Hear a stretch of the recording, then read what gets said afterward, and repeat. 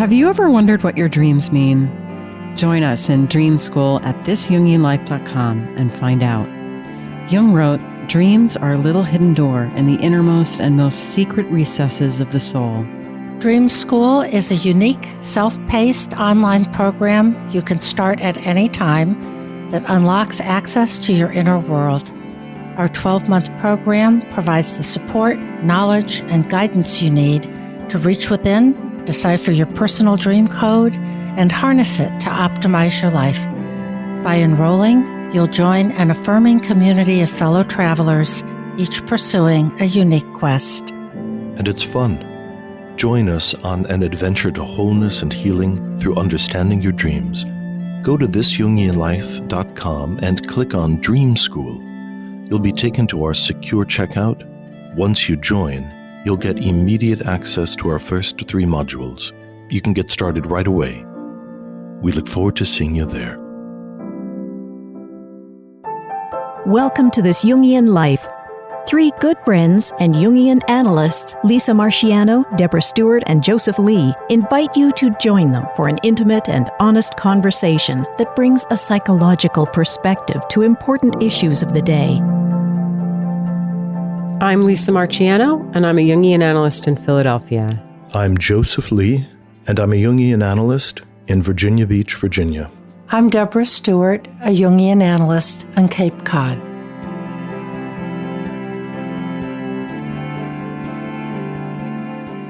Today we're going to unpack the notion of ambition. When is ambition in service to an ego need? When does it compensate a feeling of inadequacy? When is it an expression of something like greed? And is it possible that it's sometimes in service to a deep need that comes from our guiding self and is an expression of an inborn destiny? So we're going to try to unpack that and do what we usually do, which is to look at it from multiple angles and amplify it with myths and fairy tales and see if we can deepen into an understanding of ambition. So in one primal way, ambition is the fire that keeps us moving as human beings and keeps the culture moving, developing, evolving, experimenting with things. That ambition is a kind of archetypal fire, and when it's in the furnace of the psyche or the culture, it makes things happen or provides the libido for things to occur. That's exactly where I was headed, was toward libido, otherwise known as motivation. And how much inner fire does any one of us have for almost anything, but let's say something meaningful in life, whether it's wanting to get on the track team or get a scholarship to college or get the proverbial corner office at a corporation. Of how much fire do we have for what? And how hard are we willing to work for it?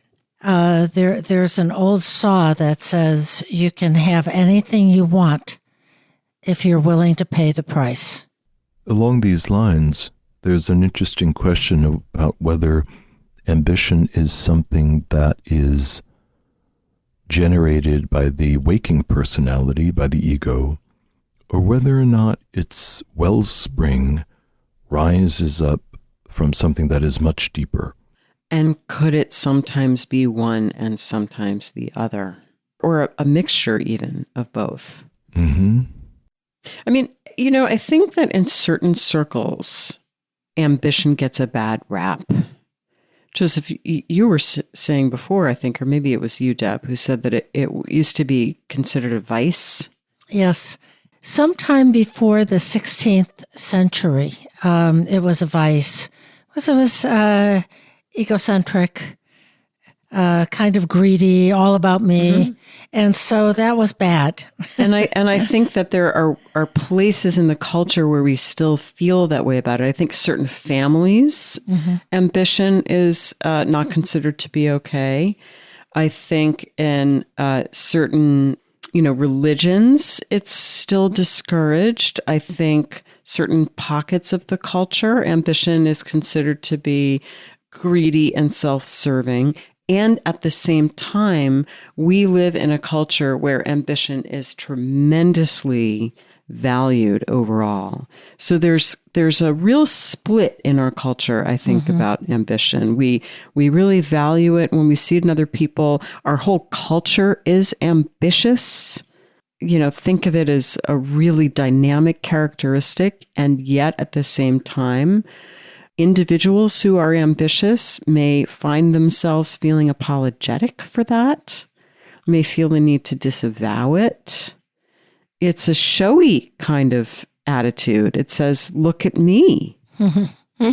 And I think that's exactly the problem. Are you trying to get something done, and for whom? And or are you inflated? Is it just egocentric and, oh, look at what a hot ticket I am? And I think those two things get mixed in together as well. Of if you want to be a star, well, there's some good news and there's some bad news that you may be considered full of yourself. Well, I'm glad you brought in inflation because it is clearly a closely related topic to ambition. And at the same time, some people say, look at me, aren't I a hot ticket? Aren't I something special? And that might be something their soul needs to do. I think I was inspired in preparing for this episode by Hillman's book, The Soul's Code. And he makes this point that we all arrive in this world with a destiny and a need to fulfill that. And he gives all these wonderful examples. Judy Garland as a very young child, just loving to be on stage and singing. It was her destiny. Right, foreshadowing what her life would be all about. Yeah, her little psyche knew that she was meant to do that, and she just had such a glorious voice. She was immensely talented, and when she died, all kinds of other famous actors, actresses, and Hollywood stars eulogized her.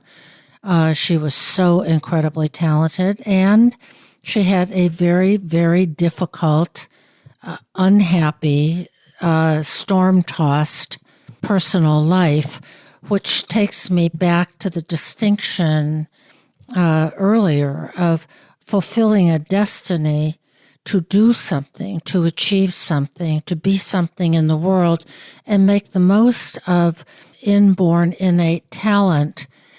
And then we still have to manage ourselves.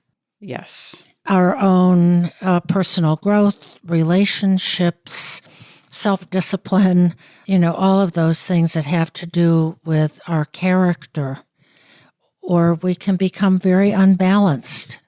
Well, and I don't know that much about Garland's biography, but the little I do know tells me that her ambition may have been in part an expression of this inborn destiny that her very young psyche recognized. And it may also have been an attempt to compensate for a deep experience of inferiority. So that brings up another whole sort of category to consider, which is compensation. The proverbial kid in the schoolyard who gets beaten up by the bigger kids and then compensates for that by becoming important later on in the world as an adult. And there are myriad stories about, people who felt less than as children and then achieved greatness in the world. It strikes me that there's a relationship between ambition and the destiny of the individual. Ambition, for me, feels like the life force that drives the vision. Because every human being, if we cotton to this idea of the acorn and the oak tree being embedded in every acorn, that the ambition has to do with the heat with which the destiny is pursued. And we often see that with many of our analysans, that they have a vision for themselves or for a given moment, and somehow they can't access the ambition to vitalize those images, to vitalize the plan, which they might understand in great detail, but something has dampened the furnace. Or, if we think about Jung's idea of libido, the system simply doesn't have enough fire to move the engine of that vision. And I was surprised when I came across Jung's theory that libido is the byproduct of the metabolism of the individual, that it is connected to the physical health of the individual. So the heat that moves through our visions is mysterious. At one point, I used to think it came from some kind of transpersonal dynamism, which I think I do hold on a personal level. The other thing that I was thinking about as I was listening to you guys is that ambition gets a bad rap when the ambition becomes part of the power drive, and that in those highly power-driven stages, eros can be abandoned.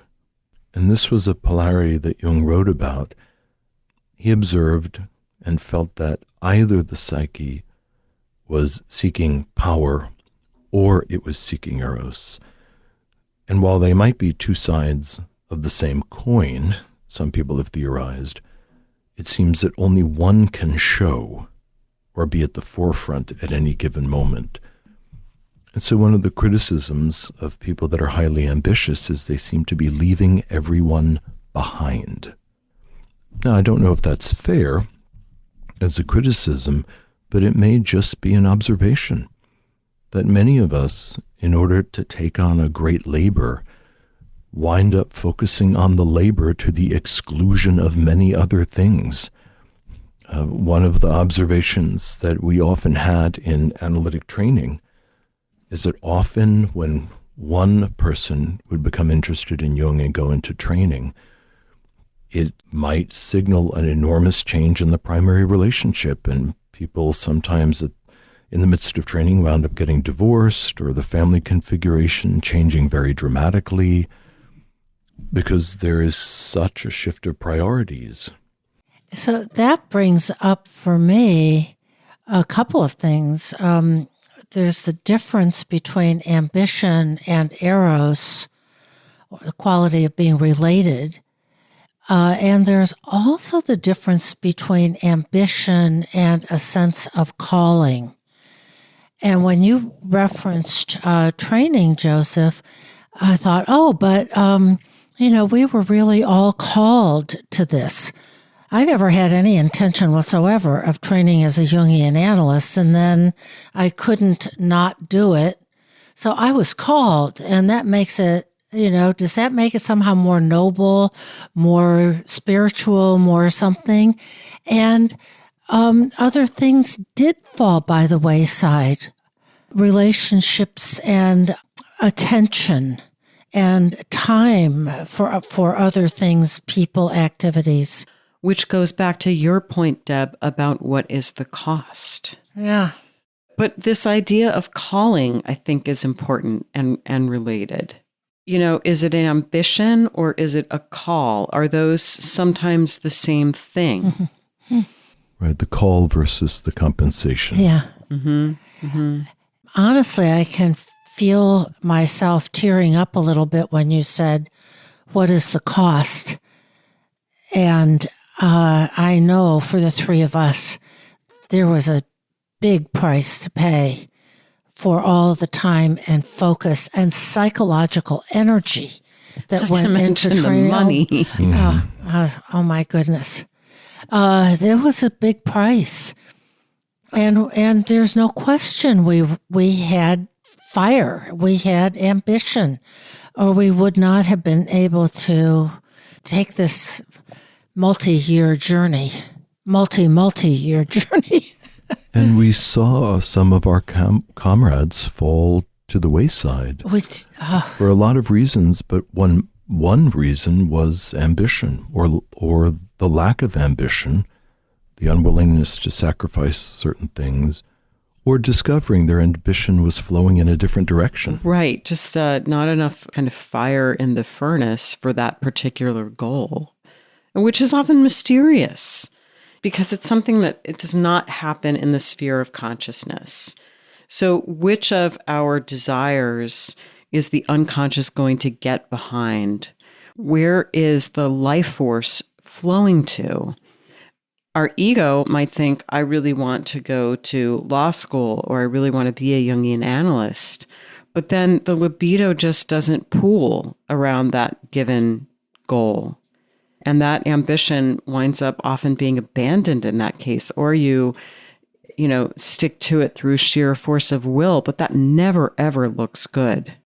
So this evokes a feeling around alchemy and the idea of sulfur, which is flammable. It burns very, very hot. It also stinks. All of us know that rotten egg smell that sulfur has, and is an absolutely necessary element in the alchemical process.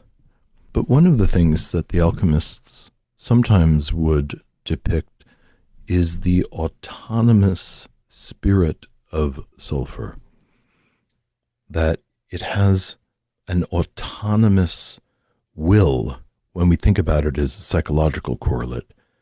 And so as we're speaking again of the difference between the ego making a decision that it wants to be ambitious about something versus the discovery that my ambition is flowing in a particular direction, we're left at the mercy of this autonomous spirit of sulfur, and whether or not it is going to help us or collude with us in order to bring something to its conclusion. And for some people, for instance, writing a book or any other ambitious project has to do with individuation. And when that's the case, the spirit of sulfur often companions us. On the other side of it, sulfur was also associated with hellishness, that the realms of hell were full of sulfurous fire, and that Lucifer was cast into a lake of sulfurous fire. And so ambition can also consume us, singe us, make us too hot to be around. I'm thinking, in light of that, I'm thinking of someone in history that I think is just absolutely fascinating, and that is Anne Boleyn, who was incredibly ambitious. Her family was ambitious, and they goaded her on, but I have no question in my mind that she also had her own ambitions. She wanted to be queen, and she seduced Henry VIII, and he fell in love with her, and she would not agree to become his consort, his mistress. He had a lot of mistresses. That way was certainly open to her. But she was adamant that she wanted to be his wife, and it took years for him to get his marriage to his first wife annulled. He eventually had to break with the Catholic Church in order to make that happen so that he could marry her. And she was just brutal toward her enemies. She was ruthless. She was intelligent. She was learned. She must have been incredibly charming and witty and personable to get and keep the king's attention for so long. And then, of course, talk about the cost. Wow. Her life. Yeah, she was 35 when she was beheaded on Tower Green, having been tried for witchcraft. So that is a great example of when the fires burn too hot. And another example is the biblical story of Joseph, who was the youngest of something like 12 brothers and was his father's favorite. His father made him the famous coat of many colors. But Joseph, it says, he had a dream and he told it to his brothers that they were all there binding sheaves in the field. And then he says to his brothers, hey, and guess what? Your sheaves bowed down to my sheaf. And his brothers said, basically, who do you think you are? Do you think you're the big shot? You're going to reign over us? And they hated him even more because of his dreams and his words. So those fires, those sulfurous fires, can indeed be hellish. But I want to say, because I think that the story of Joseph is actually a really good amplification for this notion of, this is my inborn destiny. I was born to do certain things in the world, and I have to do those things. My soul knows that I have to do those things, and I'm going to do those things no matter what, or I'm going to die trying. It was something Joseph just knew. Now, he was, a bit of a jerk, and he held himself up as better than his brothers and made them, hate him. And so they sold him into slavery and stuff like that, which kind of sucked. But the basic message of Joseph knew that a greater destiny awaited him, and it did. Exactly. After Joseph rises through the ranks and is very attractive after he's sold into slavery, everybody sees his natural talents. In dream interpretation, by the way. And so it raises the point, Lisa, so well that you've spoken to, of that there is some egocentricity often, a sense of special destiny, especially in young people, like our friend Joseph from the Bible, or Anne Boleyn, where those two things are admixed.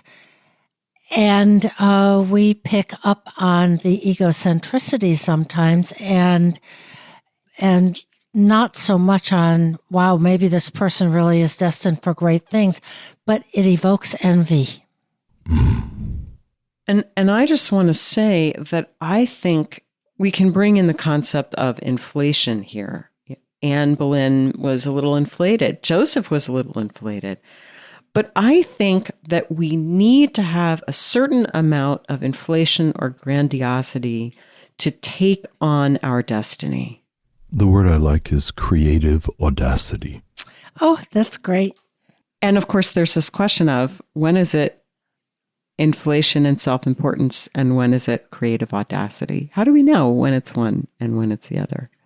Well, I think one differentiation is, if we are bringing our vision forward and it's full of a lot of fire, it's full of a lot of heat, there's a difference between an exaggeration of our capacities and potentials versus an accurate communication of it. I was looking at the definition of the word arrogance, and arrogance is an exaggerated or disposed to exaggerate one's own worth or importance, often in an overbearing manner. So while Joseph might have been considered arrogant and then therefore angering by his brothers, he wasn't arrogant because he wasn't actually exaggerating his destiny. And I think that's really the difference. But you don't know that in the beginning. No, but I think it's a story. And since God knows it, Right. But I mean, I think it brings up an interesting question in our lives. I remember arriving at the hotel back in 2003, where I was going to be interviewed for analytic training, walking through the door and just feeling tremendously crestfallen, because I thought, who do I think I am? Who do I think I am that I could do this? And I didn't know at the time. Did I have what it took to do this, or did I not? I had the creative audacity to get on the plane and fly out for the interview. What if I was really misinterpreting my own abilities? And we often don't know. I mean, I think a sort of silly example of this is that show American Idol, which I used to watch a million years ago. And the sort of initial round when people first audition, they would show you the really talented people, and they would show you some people who were just awful, just terrible, groan-worthy, but clearly believed that they were singing beautifully. That is always excruciating to me, which I've really done a lot of thinking about, that I have like vicarious performance shame. That like I have to, if I see that even in a movie, I like have to leave the room. It's so painful to me. So that brings up yet, another facet here. Well, two facets. One is young people very often, and that's part of the first stage of life, is being a little inflated and having these ideas, and I can go on American Idol and win big. But the other is, and where's the reality check part of it? Of that, how do you get that feedback that says you're really not cut out for being a famous singer or whatever the ambition might be? Well, and I think that it's important to let life deliver that message. I remember many years ago, I was friends with a really wise, old woman who was an analyst. We had long talks about this and about raising children. And she said that the home should be a kind of paradiso, and that the parents didn't have to introduce wounding to the child's ambition or vision, that life would do that all by itself. I'm thinking about, it's probably about 3 years ago, one of my really good friends came over to our house down in North Carolina, and she brought her stepchildren, and the stepdaughter was dating a young man. He was probably 18. And I really liked him. He was just full of piss and vinegar and just really marvelously full of himself in this really innocent, exuberant way. And so I found myself kind of cheering him on. And as I was just kind of listening to him over the lunch table, he was talking about his job. And he had been doing kind of admin tasks for a family company.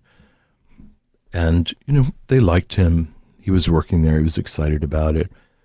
And then he began to tell me how he was certain that the man that owned the company was going to bequeath the entire company to him, because his own children didn't seem that interested, but he was really interested in the company.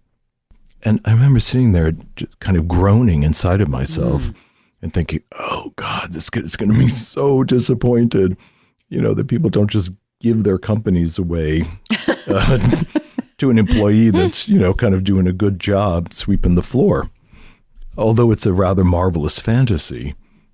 And so holding that moment that this is going to come to a painful place, but deciding that I was not going to be the one to deliver that painful message, that's up to life itself. And I appreciated the wisdom of this mentor that I had many years ago. That's such a great point. And it raises for me one of the benefits of ambition, or maybe when we're thinking about ambition as motivation. Because I think when we have a strong ambition, it helps fuel us through the disappointments.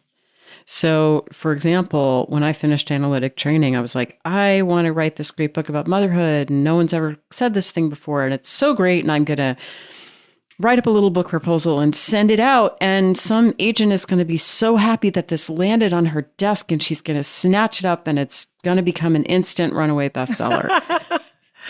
And of course, exactly none of that happened. And I had many, many, many, many disappointments. And I had to keep on checking in with myself. And I would go inside periodically and say, does the psyche still want to bring this forward? Does this still want to come through me into the world? Do I still have, let's call it motivation for this ambition to write this book? And I would do that periodically, and the answer always came back yes. So I reworked the book proposal multiple times, and I queried, close to 100 agents before someone finally took a chance on me. The sense that ambition came from a deep place and that I needed to listen to it and honor it, that kept me going through the disappointments and the tremendous amount of hard work. That's just such an incredible story, Lisa. And, Joseph and I kind of companioning you, but way off to the side as you went through this and went through it for years, uniting those two realms, holding those opposites of, does this still want to come through me? Is this a call, a destiny? And then the incredible amount of hard work and persistence that it took. But see, I think of Joseph's young man saying, this guy's going to give me the company. And, presumably that didn't happen. But perhaps that was a very early expression of an ambition that was tied to his destiny. Yes. Perhaps in the intervening years, he's gone on to start his own company or, find a mentor to help him learn how to start his own company or something in that direction. Right. Implicit in the fantasy was that he would attain this position that he aspired to and was observing in this man that had hired him. Mm-hmm. So what I think we're saying here is that it's not all one thing or another, that early ambition, in a young man of 18 is going to be admixed with inflation and ego and, sort of a lack of knowing how the world really works because he's only 18. And yet the seeds for future achievement may well be there, and they will be tempered. As you've said, Joseph, they'll be tempered by life itself. Right. And that our job as the adults around is to just fan the fire a bit, throw a log on if you've got the opportunity to do it, and just to trust that, as Lisa was saying, that if the fire stays hot, even if it takes many years, arrival can happen. But if the fire goes out, then the arrival cannot happen. And some fires are meant to go out too. Sure. Mm-hmm. And time will tell, because some fires are flash in the pans, right? Yeah. Some fires, there's just a temporary burst of libido, but it doesn't have a root to the deep center of the psyche that can help energy flow into this over a lifetime. So I'm curious about what you said, Lisa, about some fires are meant to go out, which took me to, what if there is a dark fire? What if ambition has and it does have, as we all know, a real dark side? Well, Hitler had quite an ambition. Yes, exactly. That's a chilling example. And we can think of our own ambitions that proved to not be true. And when I was a high school senior and forced to choose some kind of a major and consequently some kind of a college to go to, I just decided I was going to go to acting school and wound up getting a BFA in acting. And And I had no career in acting subsequently, now at 59. That never proved to be any kind of a fantasy that I, in fact, could manifest. So, nor did I have adequate skill in that area to make it happen. There was a relatively brief time when I really, really wanted to be an opera singer.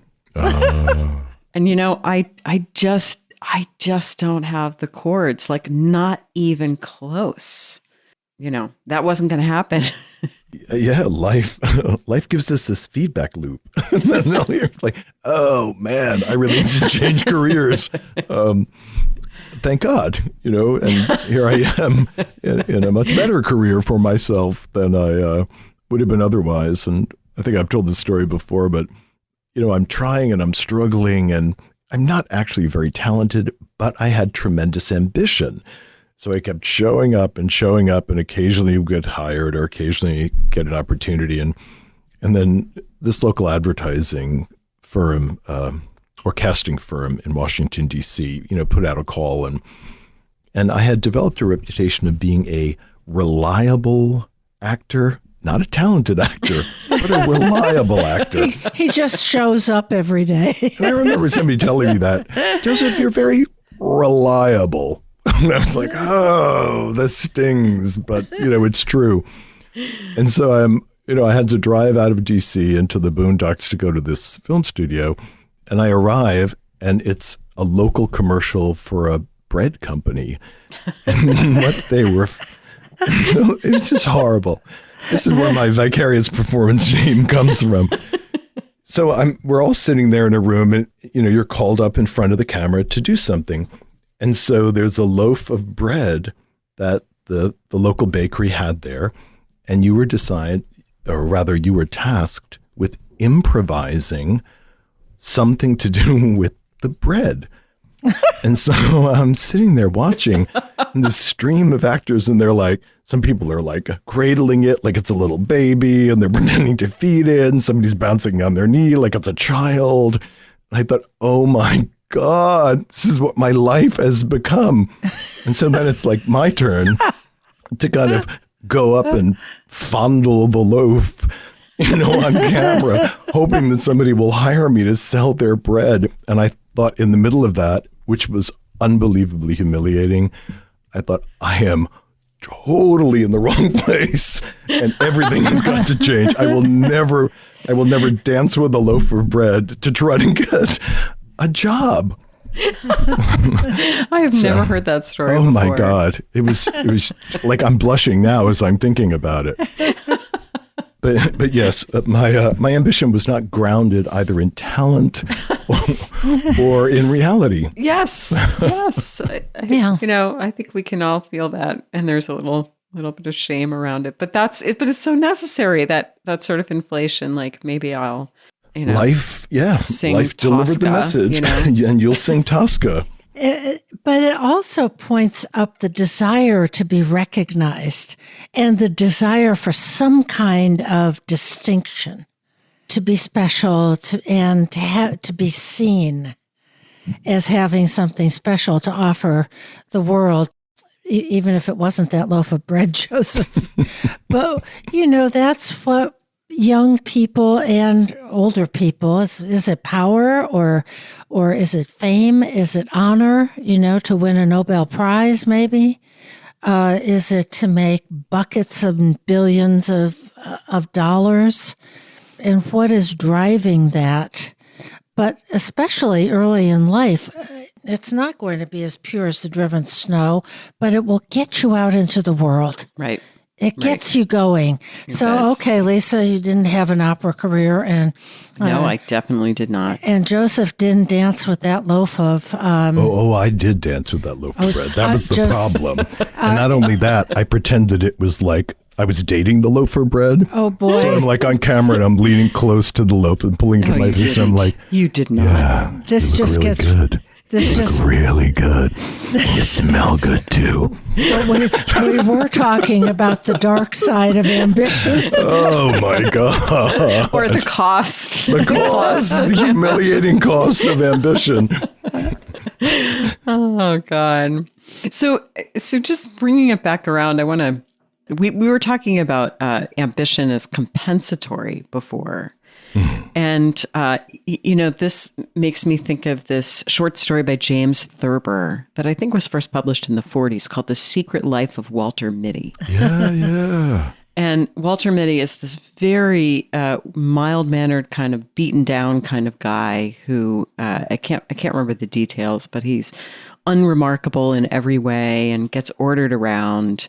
And his fantasy life is filled with him doing these remarkable, heroic things. And it's a great example of that kind of compensatory ambition, but it only exists in the world of fantasy. It never becomes reality. It just is kind of a salve to his disenfranchised experience. So that's a way in which the fire of ambition can bypass the physical world, and it can inflame the imaginal world. And there's a downside to that.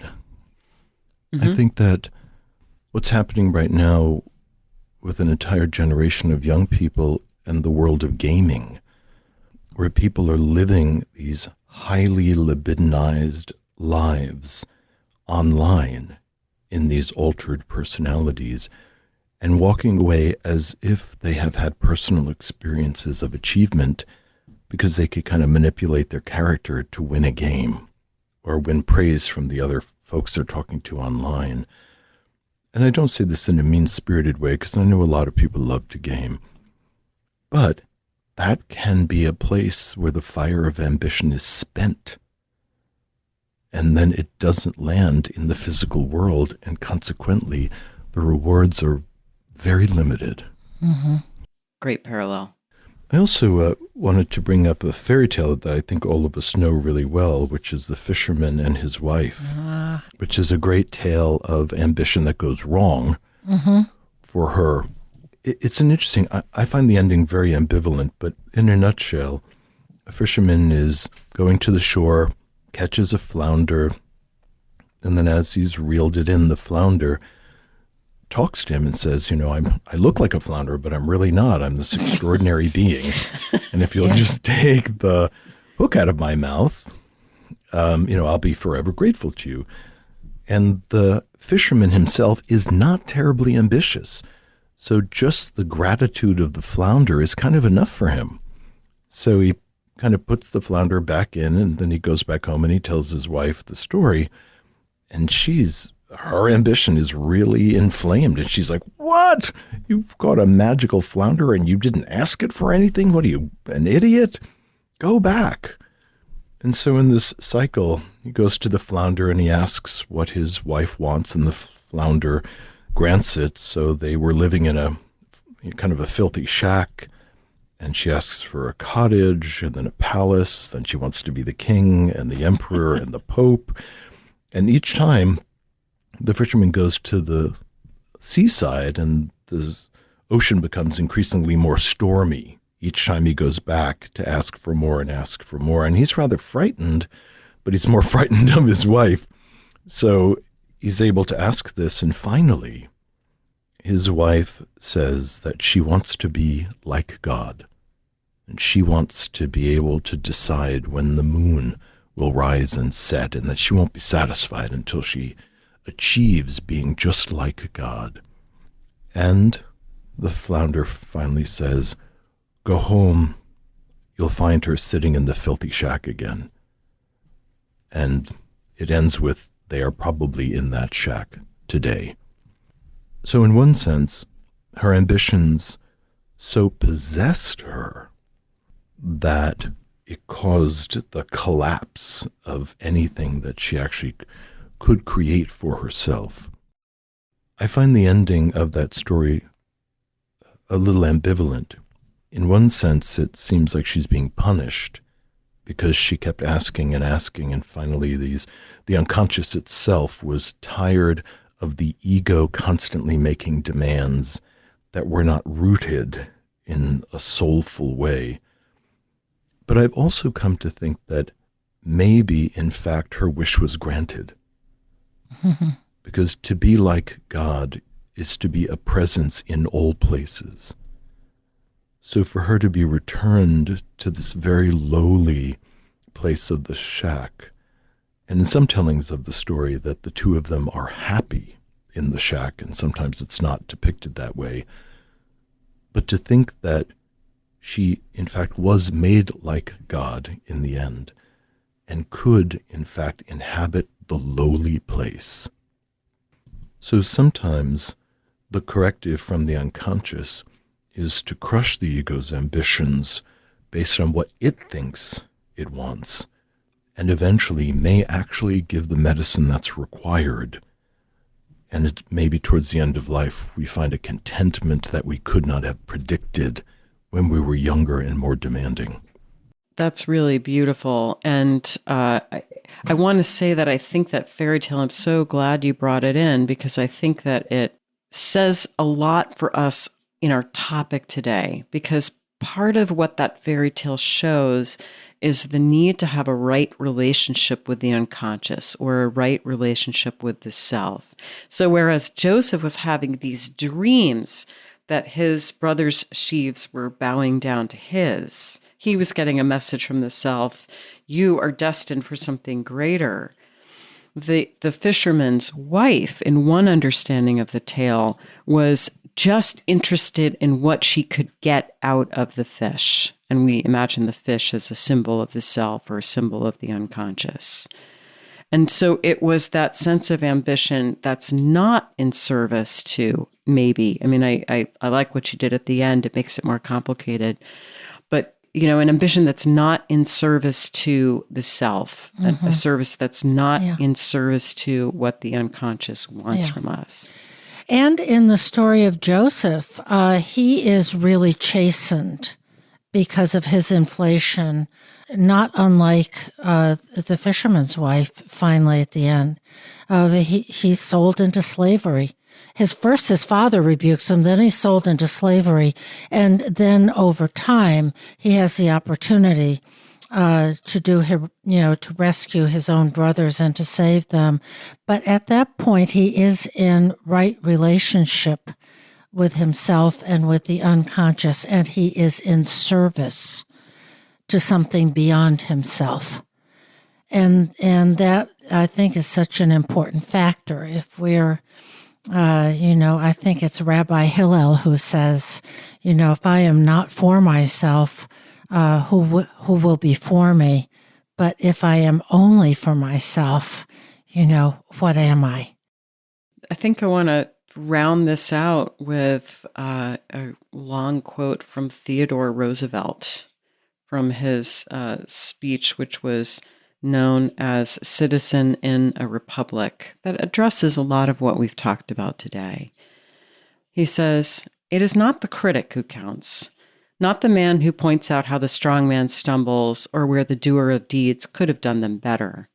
The credit belongs to the man who is actually in the arena, whose face is marred by dust and sweat and blood, who strives valiantly, who errs, who comes short again and again, because there is no effort without error and shortcoming, but who does actually strive to do the deeds, who knows great enthusiasms, the great devotions, who spends himself in a worthy cause, who at the best knows in the end the triumph of high achievement, and who at the worst, if he fails, at least fails while daring greatly, so that his place shall never be with those cold and timid souls who neither know victory nor defeat."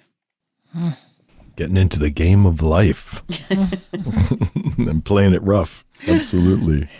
So in the spirit of going for it, shall we go for a dream? Absolutely. Hey, Lisa, what's been going on about your book? Well, it was released on May 25th, and sales have been strong, and I've been receiving so many lovely emails and texts and phone calls from friends and from people that I don't know, telling me how much they've enjoyed the book. And so that feels really great. The reviews on Amazon have all been glowing, and that's been really heartening. It's just really wonderful to know that this project of mine is resonating with so many people. I'm just so happy for you, and it's such a lovely, lovely book, both deep and accessible, about the inner journey around being a mother. That's never been written about. It hasn't been out there, and that it's getting such an enthusiastic, heartfelt reception. It's wonderful.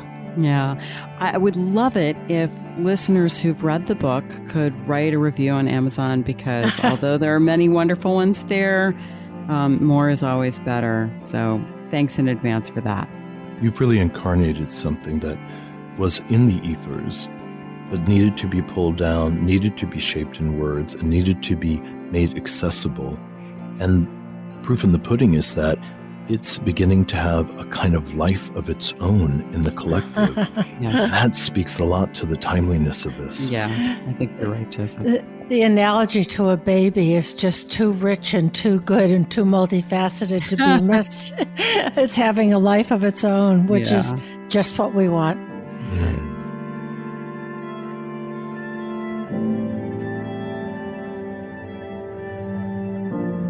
Our dreamer today is 36 years old. She's a woman, and she works for a nonprofit organization that has something to do with the arts. And here's the dream. I am in a contest to kill a baby by throwing a ball at it. I have to stand on a lawn chair while I throw the ball. I am moving the chair here and there, trying to get the right angle. The baby is very far away and hard to see. Many people are watching me, some rooting for me, some against me. Then someone brings the baby much closer because of some new rule. But now I can see its features. It's harder to kill a baby when you can see its features, I cry. I consider quitting the contest, but finally I do throw the ball and miss. Everyone is disappointed. I was neither noble by quitting nor powerful by winning. And here is some of the context. She says she often feels disconnected from her life and fantasizes about alternatives, and that she has been paying attention to her dreams for about 6 months, noticing an unfulfilled sexual identity in her dreams. She says she has a 17-month-old child, works full-time, and sometimes feels guilty for not supporting her partner more with childcare. The feelings in the dream are frustration and tension, and then shame and guilt. And she adds that the baby in the dream is younger than her child and very fresh. It's hard to remember how the baby looked, though, even its features. Her dreams tend to be more verbal than visual. I just have to tell you that referring to a baby as fresh, like I know. Like it's a grocery item, is actually strikes me very strangely. This one's fresh. Or this one's past its expiration date. I'm seeing a whole bunch of little babies piled in a pyramid like they do the avocados.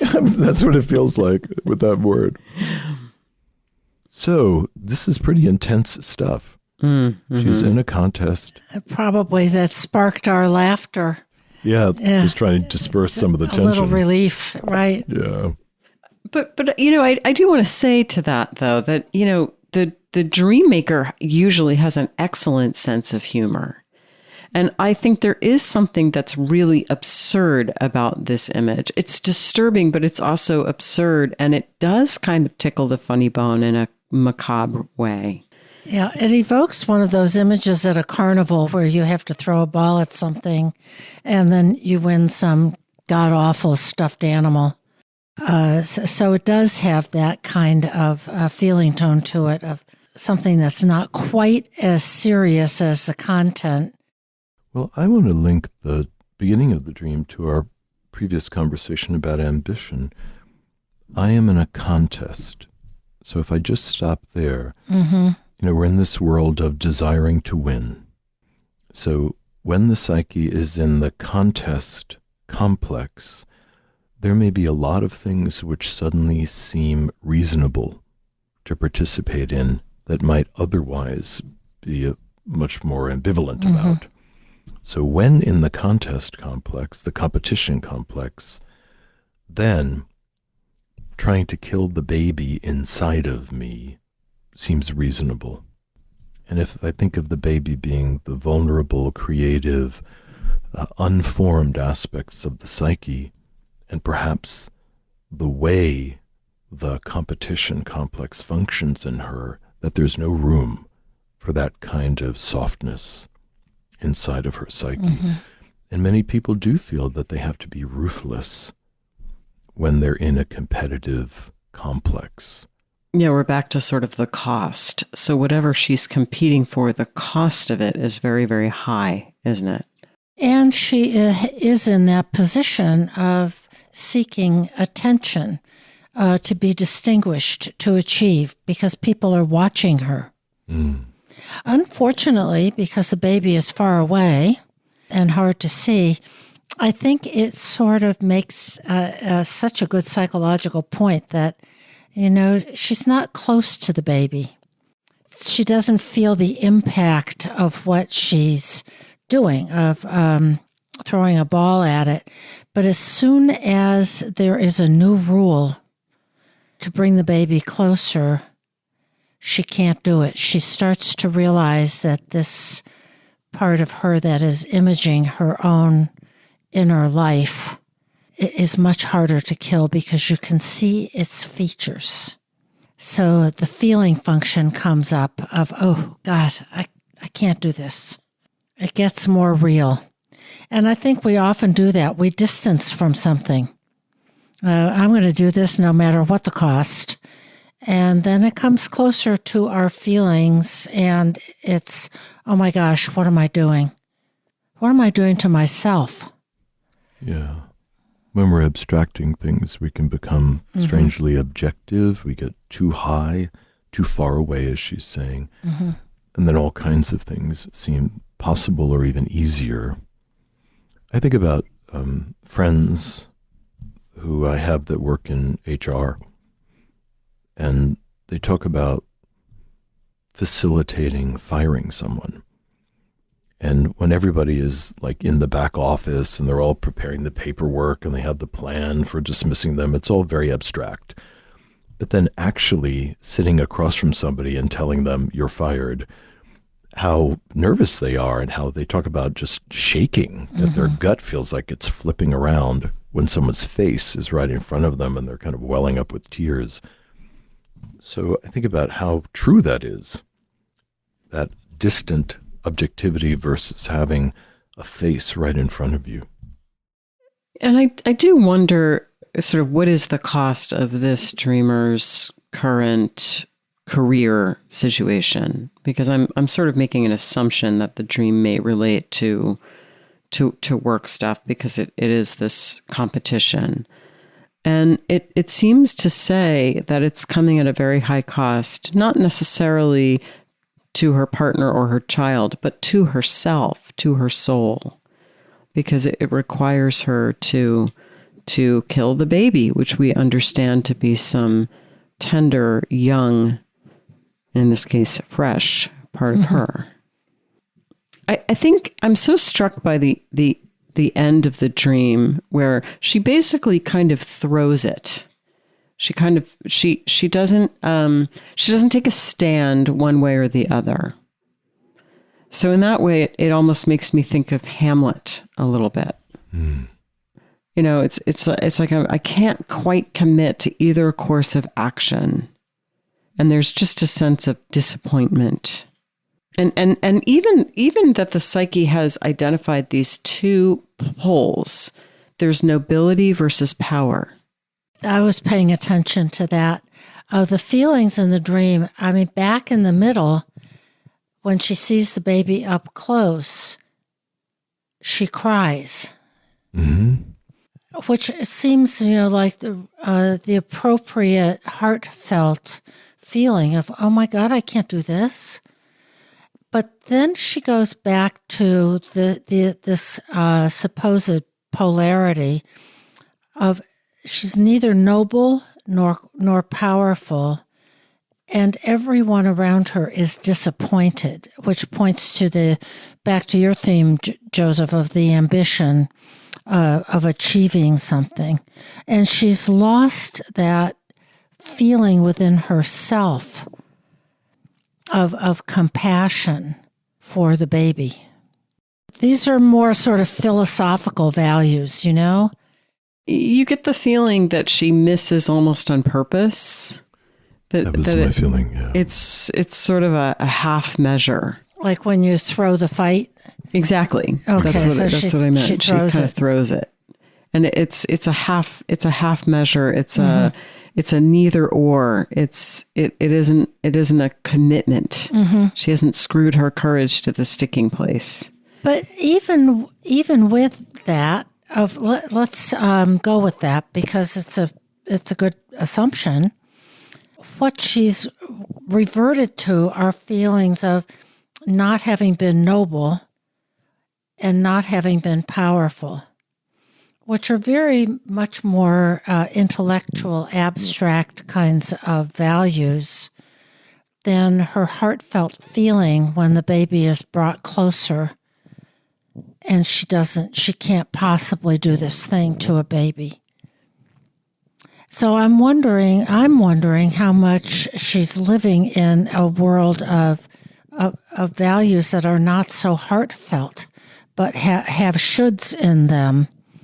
And or that she tends to intellectualize, perhaps. Yes, exactly. And she says, she feels guilty sometimes for not supporting her partner more with childcare. But that too is there's a should in there.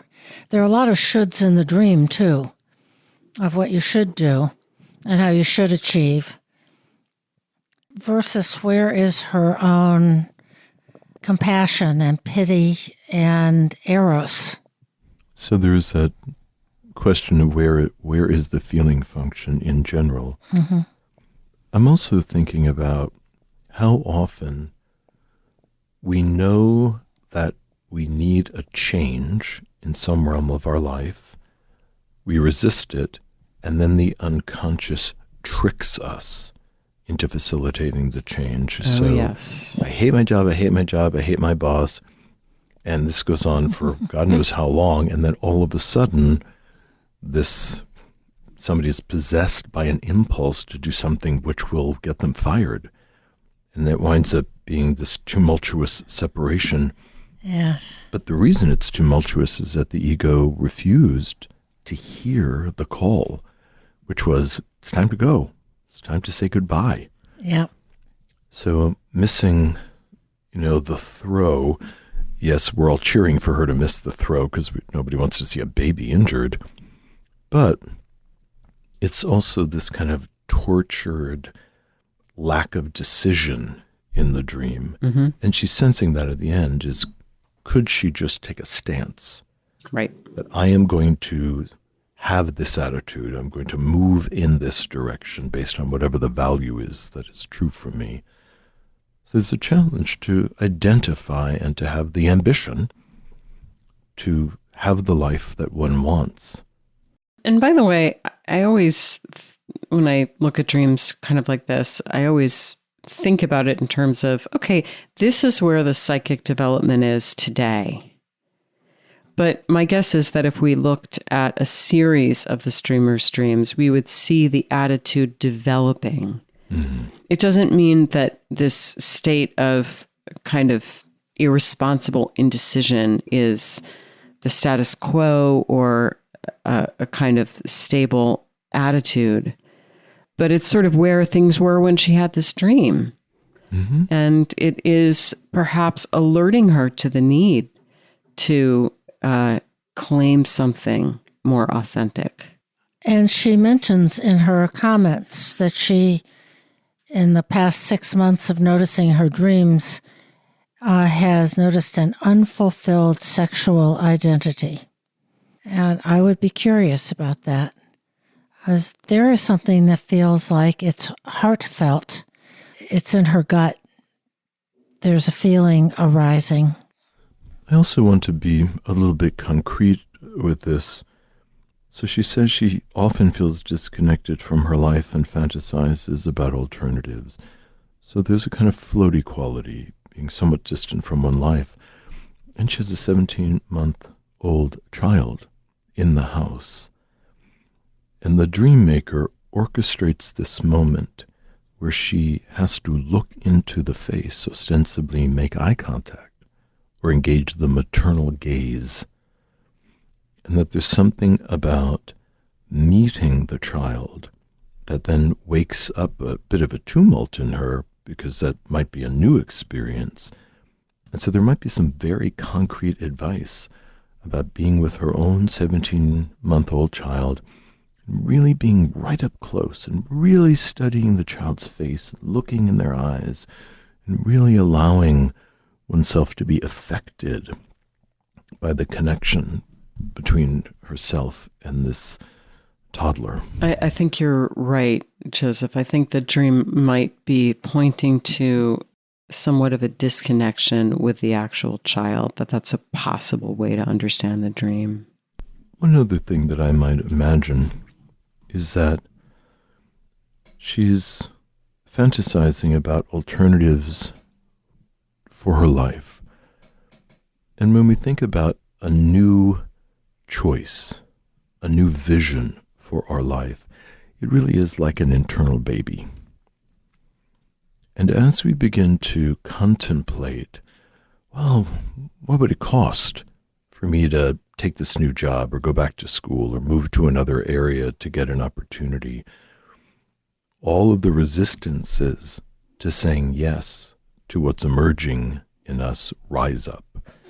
And people really do try to target the new thing and put it back into the unconscious because it's inconvenient to be so discontent with whatever the current setup is. And it's frightening for people to really feel like they want to just disassemble everything and start new. Yep. So best to just anesthetize or euthanize. Yeah, that feels really, really right to me, Joseph. Option. That feels, that some of these new fantasies about how her life might change just feel too inconvenient, so she needs to pick them off.